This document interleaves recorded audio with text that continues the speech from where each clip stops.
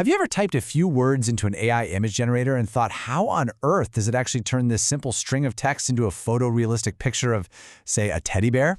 Well, today we're literally opening up the black box to see how that magic happens. Welcome to this explainer, where we're going to explore the incredible power of diffusion transformers, which is the exact architecture driving the absolute state-of-the-art in image generation right now. Here's our roadmap for this explainer. We'll start with an intro to diffusion transformers, look at time and text conditions, explore the power of adaLN, map out generating the latent image, dive into joint attention models, and finally break down scaling and compute trade-offs. Let's jump right in. Section 1. Enter diffusion transformers. So for a long time, the industry standard was a model called a UNet, which relied heavily on convolutions. And, convolutions are great at looking at local neighborhoods of pixels, but they have a pretty big inherent bias. They struggle to connect details that are far apart on an image. Like, think about ensuring the texture of a teddy bear perfectly matches its reflection in a distant mirror. They kind of lose the plot. We needed a global-aware architecture.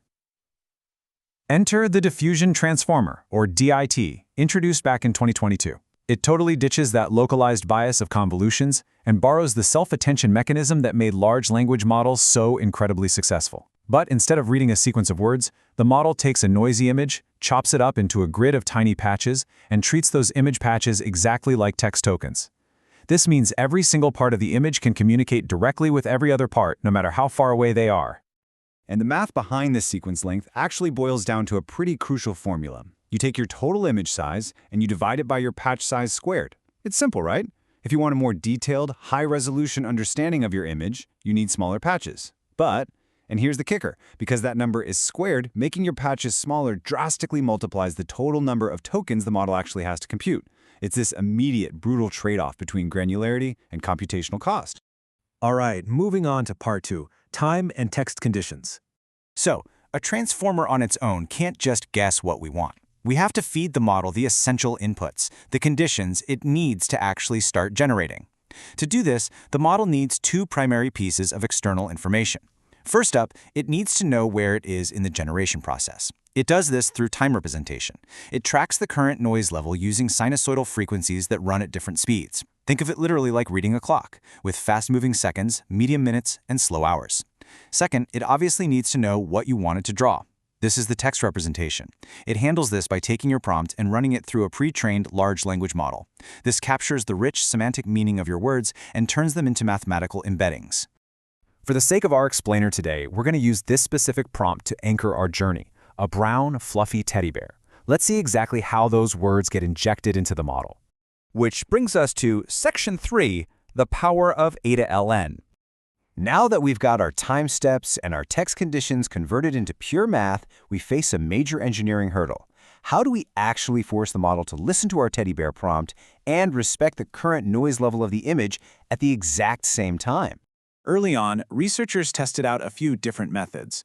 They tried cross-attention, where the noisy image patches essentially query the text conditions to see what's relevant. But as it turned out, a technique called adaptive layer normalization, or adaLN, yielded significantly higher performance. When measuring the quality of the final images using a metric called FID, where a lower score basically means a better, more realistic image, adaLN consistently beat out cross-attention in these early DIT architectures. So the absolutely crucial point here is that adaLN acts like a highly intelligent dynamic filter. It uses three specific vectors: a gate called alpha, a scale called gamma, and a shift called beta. Let's say your image is just super noisy at the very start of the process. adaLN uses these vectors to crank up the broad parameters, like the intensity of the color brown and the general roundness of a bear shape. Then later, as the noise clears up, adaLN actually shifts its modulation.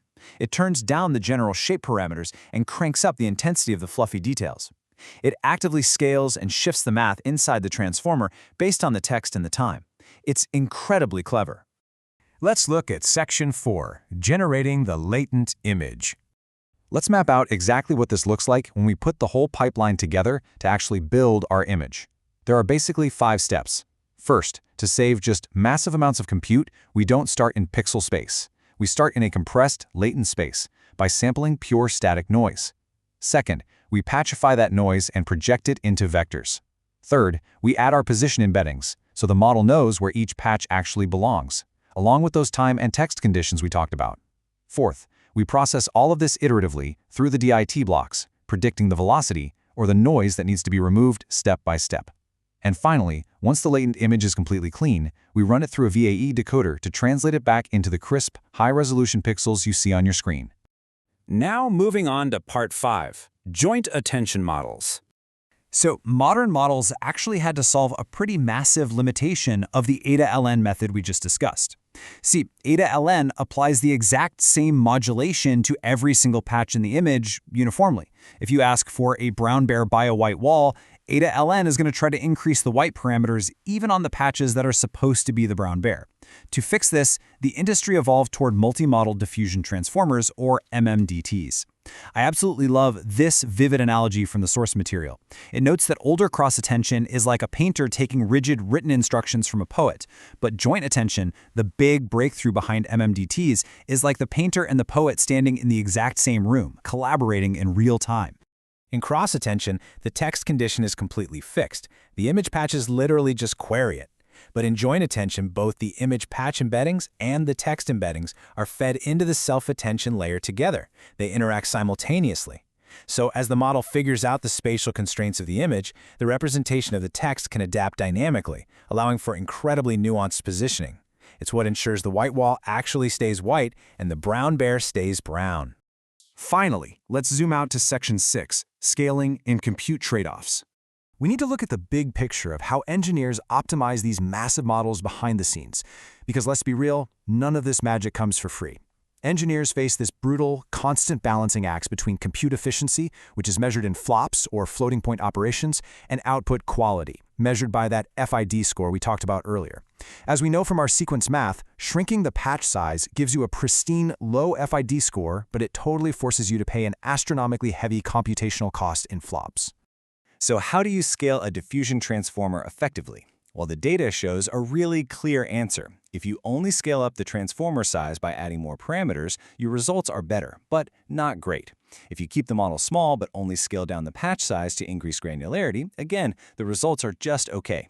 To get the optimal, absolute state-of-the-art results that blow us away today, you must boldly scale both the transformer size and the sequence patch size simultaneously. And that leaves us with a massive question for the future. As we continuously push the limits of our hardware, throwing more and more flops at ever-increasing sequence lengths and smaller patch sizes, what is the ultimate ceiling for scaling these architectures? Will we eventually hit a wall where throwing more compute at a diffusion transformer just stops improving the image? Or are we just scratching the surface of what this architecture can actually do? It is a fascinating space to watch. Thanks for joining me on this explainer, and keep learning.